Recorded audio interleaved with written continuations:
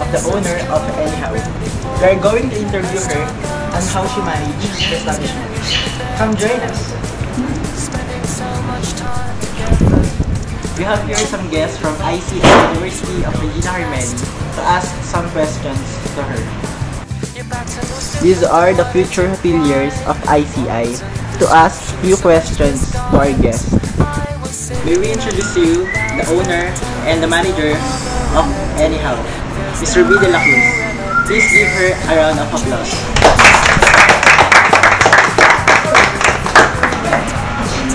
May we call on Mr. Jeffrey Santos to ask the first question to Mr. B. This is the first question. In your personal life, how do you manage your time in business with your family? Okay, thank you. Paano ko i-manage yung aking time? Sa gabi pa lang, iniisip ko na kung ano yung gagawin ko for the whole next day. And then, nakaplano yan for the whole week kung ano gagawin ko. Kailangan din meron pang quality time para sa mga bata. Every Sunday, nakakasama kami, we get together, kain kami sa labas, ng lunch. So, merong dapat yung time mo, alam mo kung paano mo siya hahati-hatiin.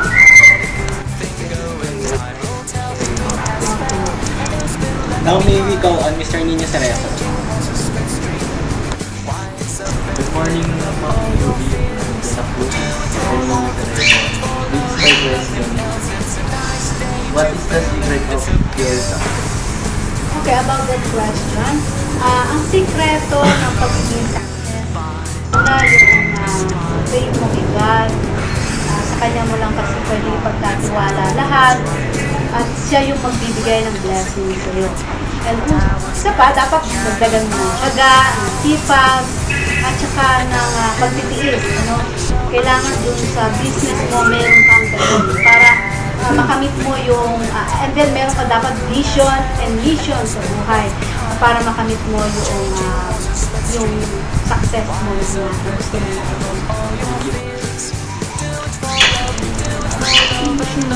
Now may we call on Mr. Raymond Dula. This is my question. When was the Anyhow become popular in the field of business? Okay, thank you Raymond. Ang Anyhow kasi ay naging popular mula pa nang magsimula. Nung mag-umpisa ito kasi ay July 31, 2004. Start pa lang siya, 6 years na nagra-run ang Anyhow. Mag-start pa lang siya, ang Anyhow na ay naging mabili na. So, ang target namin is only 50 heads a day. Pero, ang first day namin, opening kami, mag-sales na kagad kami ng 100 plus. No? So, magmula noon until now, nakita na namin na tinanggap ng tao yung Anyhow. Thank you, Raymond. Now may we call on Mr. Maria Lalino. Good morning, ma'am. This is my question. As an owner of Anyhow, what can you contribute in your customers? Okay, sa mga customers kasi, kailangan namin yung customer service. No? Maipakita namin sa aming customer yung aming magandang pakikiharap sa kanila. No? Yun yung tinatawag na customer service. No? Kailangan maging masaya ang aming mukha, hindi kami mairita dun sa mga taong makukulit, hindi mo maiiwasan yan. No? So, kailangan meron din kami atmosphere ng family atmosphere. As like now, no? Kailangan makita yung Anyhow hindi lang sa servisyo. No? Kundi din pati doon sa quality noong pagkain. Thank you.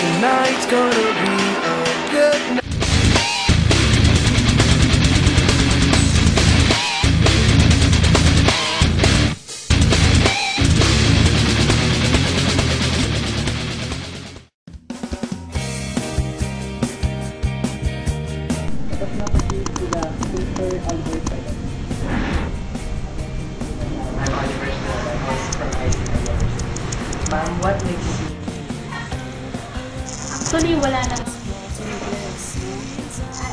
same din ako sa mga entrepreneur na nakilala din. No? Siguro lang motivate lang ako din sa mga ano ba yung needs ng tao ngayon. No? So, walang uniqueness. Kundi, I stand for what I am. No? Kundi, work ko yung ano yung mga kabuti para din sa company. So, I think ang unique, wala. Walang same lang.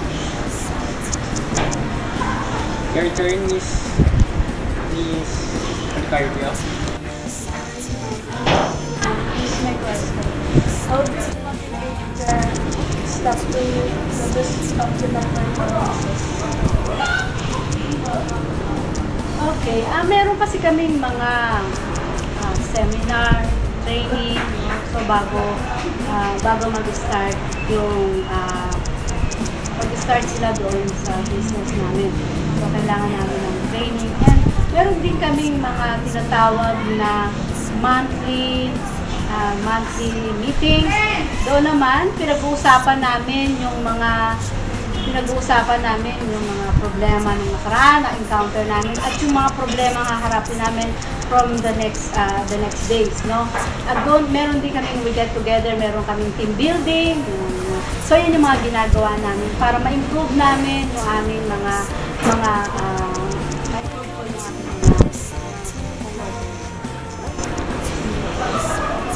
Thank you, Miss Ricardo. Now, let's move to the question of Miss Maria Prietos. Good morning, ma'am. My question is, sometimes we can't avoid customer who's complaining. How do you handle the situation? Alam mo, kasi marami nang ganyan, no? Marami na rin nagko-complain sa products na hindi may iwasan yun, no? Nangyayari talaga yon. So, kapag nangyayari yon, hihingi kami ng sorry kung bakit nangyayari mga ganung bagay. Kung minsan hindi namin kasi hawak yung sitwasyon, no? Minsan may mga deliver sa amin na hindi namin alam may problema pala. So now, ang ginagawa namin kung mayroong problema, unahin kami ng pasensya. And then the next is, papalitan namin yung produkto or kaya ay ibibigay kung ayaw naman na niya uli ng produkto, ay i-offer na lang namin na ibalik na lang yung pera. So, ganun lang yung aming ginagawa. And then, para maiwasan na rin yung mga nagpo-complain. Patuloy namin tinitignan paano pa mapapa-improve yung aming products. Well, let us move on to Miss Rema Daulo. Good day, ma'am. I'm Rema Bisnola, also from BSHR and Tuban. Ma'am, in your personal life, you encountered some problems. As a manager, ma'am, how you will handle this situation, ma'am? Paano kaya handle yung ganung sitwasyon? Una, pinag-uusapan namin mag-asawa, paano susolusyonan yung mga problema. No?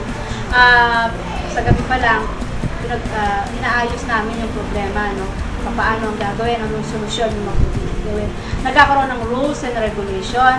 So, nagkakaroon ng mga pag-uusap. Just in case meron kaming problema sa isang tao namin. Personally, na-invite namin siya sa office, kinakausap namin siya. And then, kapag naman merong malalaking problema, doon pinag-uusapan namin doon sa meeting. Doon namin pinag-uusapan. At naayos naman, in God's grace, naayos lahat ang problema. Thank you, Miss Rema Grace Daulo, for that question. Now, let's move on to Miss Crystal Maglay. Yes, good morning, ma'am. Last question. What advice can you give to the other manager to inspire them? Okay. Paano ang mai-advise ko sa mga manager, sa mga baguhan pa sa negosyo? Una, kailangan mo na mag-focus sila doon sa kanilang ginagawa. Ano ba talaga yung gusto nilang gawin? Ano ba yung produkto na fit? Kailangan ka din, kasi bago ka magsimula ng business, kailangan kasi alam mo yung negosyo na papasukan mo. Kapag hindi mo alam yung negosyo na papasukan mo, possible bumagsak ka doon sa negosyo na hawakan mo. Second, kailangan maging sincere ka dun sa iyong ginagawa. No? Sincere ka dapat sa ginagawa mo. Kailangan maging mahalin mo yung work mo. Kailangan mo mahalin yung work mo. At ikaw mismo, personal ka naka-touch doon sa negosyo mo. Huwag mo totally pabayaan doon sa mga staff mo. So, yun lang yung pwede kong maibigay na payo doon sa mga baguhan na gusto mo negosyo. Thank you sa lahat ng mga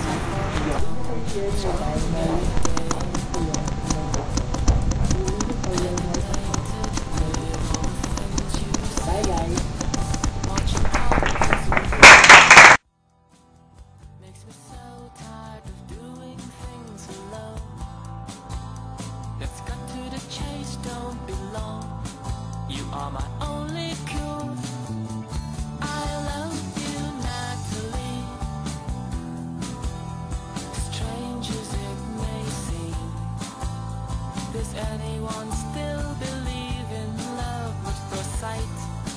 Yes, I do, but I do now.